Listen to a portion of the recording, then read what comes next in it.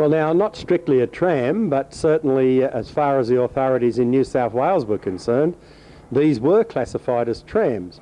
So you'll notice when you're having a look at the vehicle that it has a number on, the same as the trams, and it does not carry any road registration plates, because for a variety of cunning reasons, the local authorities decided to classify these totally as trams.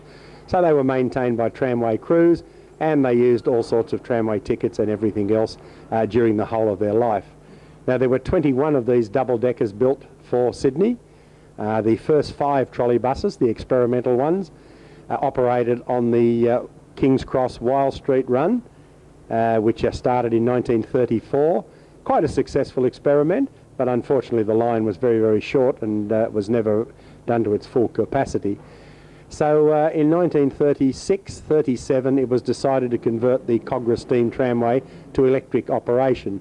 Now, they had actually commenced the conversion of the tramway to electric trams, but there was a change in policy with a change in government, and trolleybuses were decided as the new mode.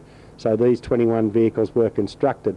It was at that stage intended to convert the Rockdale tramway to trolleybuses and to extend these from Ramsgate over the old causeway up into Hurstville and ultimately across to Strathfield, and to take in the whole of the Ashfield, Enfield, Mortlake, Cabarita tramway.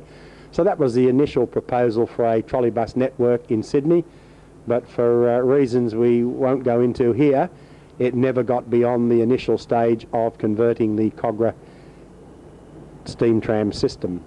Even the Rockdale electrics never got converted.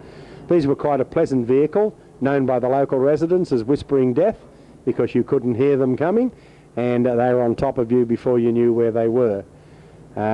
It's a credit to their construction to say that during their entire life, almost until the last hours, they never had an overhaul. It was only during the last couple of years of their life that they went into the workshops to be overhauled.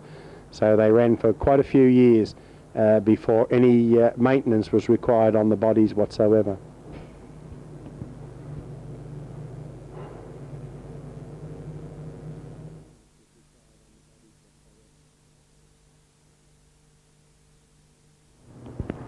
Now, you'll notice that the driver's cab, by comparison with today's diesel buses, was quite commodious.